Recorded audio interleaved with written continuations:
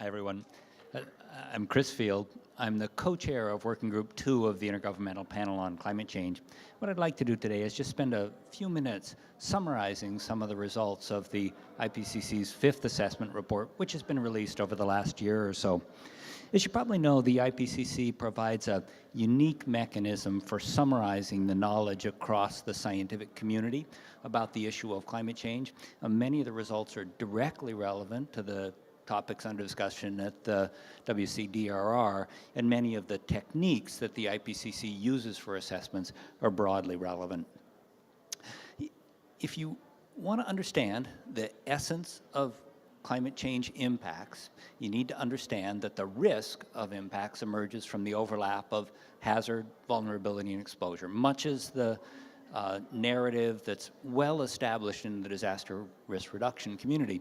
This is actually a novel insight in climate, and until the AR5, there was a strong focus on understanding responses to most likely outcomes, mean outcomes, and it's really only recently that we've embraced the idea of climate change as a challenge in managing risks, recognizing that risk has the nature of being a product of the probability and the consequences, and that we need to look at climate as a challenge in managing risk for a wide range of reasons, all the way from connecting current with future expectations, understanding that most of the impacts of climate occur in the extremes, which is the main reason I wanted to talk with you today, recognizing that the climate models are far from perfect, and we want to put a balanced emphasis on the most likely outcomes and on the higher consequence, lower probability outcomes. But finally, also recognizing that we have at our disposal a wide range of risk management tools that we can deploy much more effectively if we recognize that the essence of the climate problem is a challenge in managing risk. So if we think about risk of impacts emerging from the overlap of hazards, vulnerability, and exposure, we see two important things.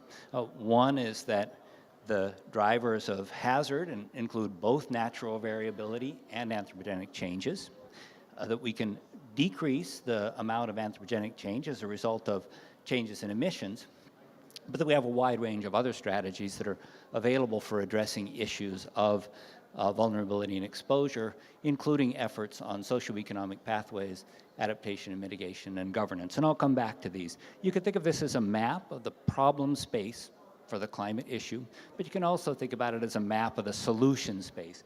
And this unity between the problem space and the solution space is really one of the keys to moving forward. It's no question, the climate's warmed. We've seen a warming of just a smidgen under 1°C over the last century.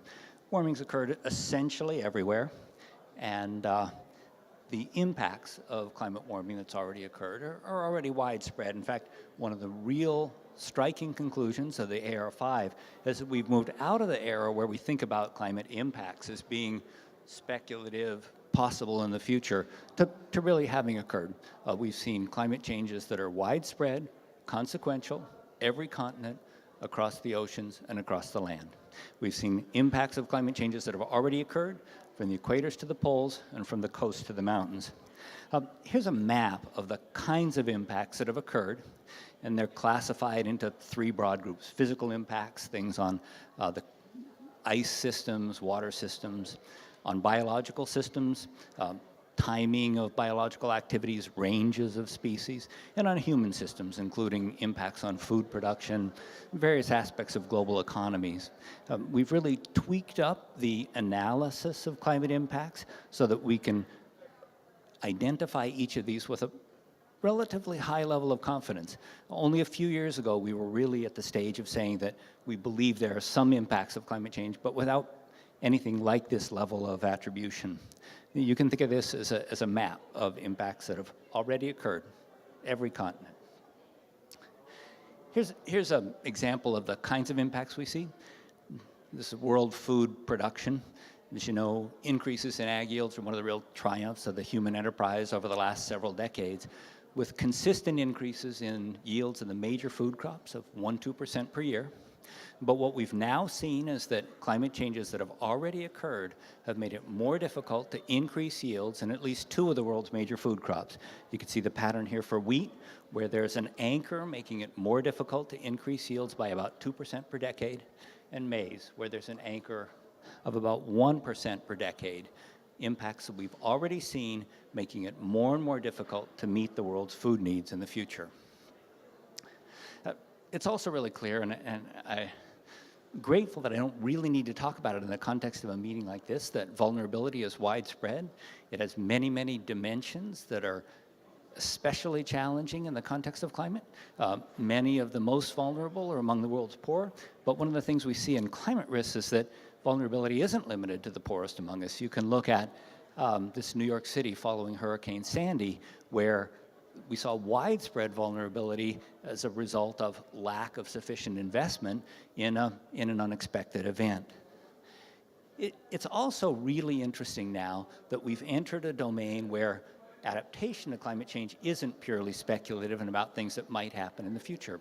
We're already seeing real investments in adaptation specifically targeted to climate change. We're at the early days, but we can learn from these investments, and the investments range from high-tech engineering solutions like this flood barrier in the Netherlands to much more community-based, bottom-up type efforts like this mangrove planting example in Tuvalu. Here's sort of a map of the kinds of investments in adaptation that we're already seeing, and it's really encouraging to see seeds planted of real investments in adaptation. Don't think about these as comprehensive solutions, but you can think about these as investments in learning by doing, a real key to success with adaptation. When we look at impacts moving into the future, the picture is really quite grim.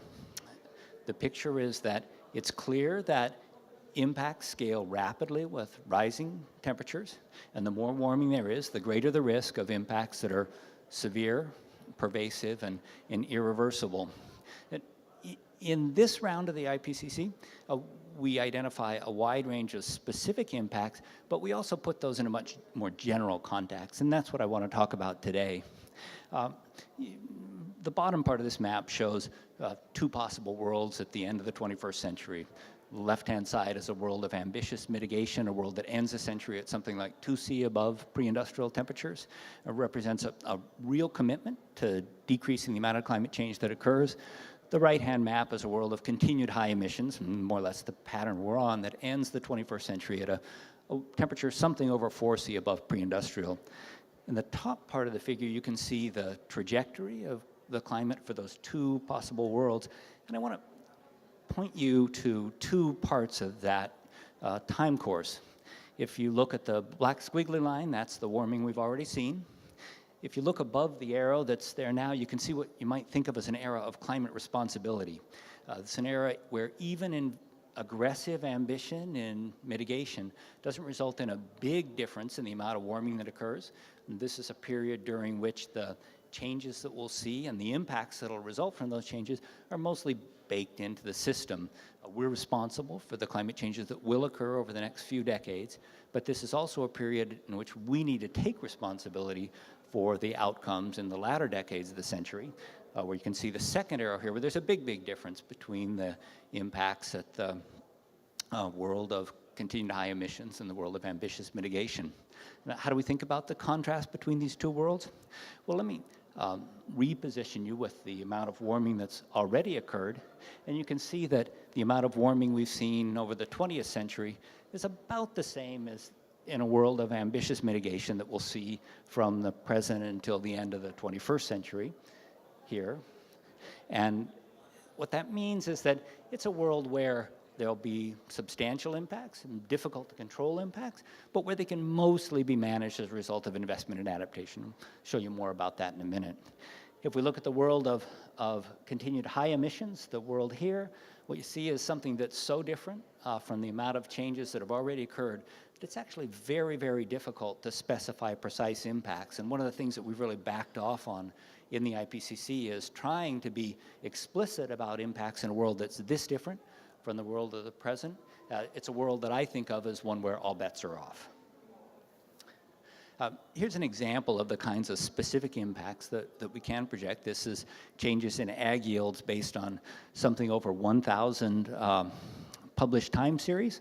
And what you can see is that the blue bars, the number of time series showing increased yields, and the number of brown bars, the size of the brown bars, the studies showing decreases in ag yields are about equal in height for the next few decades, but we rapidly transition into a zone where the brown bars, the number of time series showing decreased yields, are much, much taller than the number showing increased yields. And frustratingly enough, at the end of the century, we're looking at nearly 20% of the studies showing yield decreases of 50% or more. How do we think about this kind of result in the context of a broad evaluation of where we are in our understanding of risk? You know, what we'd ideally like to do is we'd like to understand the risk level for 4 slices of the present and the future. What's the risk at present? What's the risk during this era of climate responsibility when the changes are already baked into the system? And what's the risk at the end of the century? And just nominally, it might look something like this. In the absence of adaptation, but then we can say, how much could we accomplish with adaptation? And in many cases, we have quantitative studies that can guide us. In other cases, we need to combine the quantitative studies with expert judgments of the author teams and the reviewer communities. And just for a nominal specific risk, we might say that investments in adaptation could back us off from the risk in the absence of adaptation to some level, with probably more effectiveness at the lower levels of warming and at the higher levels of warming. We asked our author teams to identify the biggest risks for their region or their sector and came up with over 100 key risks and quantified these for these 4 slices of the future. And here's a preview of the kinds of risks that are analyzed, and you'll see several interesting features, scary features of this. The first is that there are consistently a number of factors that come up as key risks: availability of food, availability of freshwater resources, stresses from heat, and coastal stresses.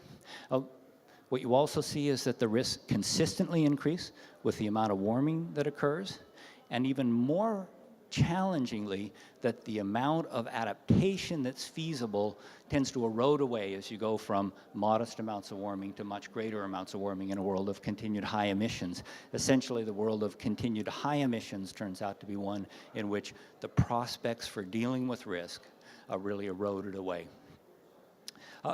One of the really novel features of the 5th assessment report is that each of these risks is analyzed in the context of the specific adaptations that are possible, and I encourage all of you to look at the IPCC website to get a feel for the local texture and the local opportunities for managing these risks. I want to spend just the last minute talking about the solution space. I already introduced the concept that the map of the problem space is essentially the same as the map of the solution space. And if we look across the whole set of opportunities for dealing with the climate challenge, what we see is a really interesting alignment between opportunities for investment in sustainable development, opportunities for investment in climate change adaptation, and opportunities for investment in climate change mitigation that really line up. These 3 agendas, sustainable development, adaptation, and mitigation, are all different aspects of the same agenda, and that by capitalizing on the areas of overlap, the IPCC authors have identified a broad range of opportunities for building robust economies and vibrant societies. At the same time, we tackle the climate problem, and the real key is understanding that dealing with climate change is a problem in managing and reducing risks. Thanks very much.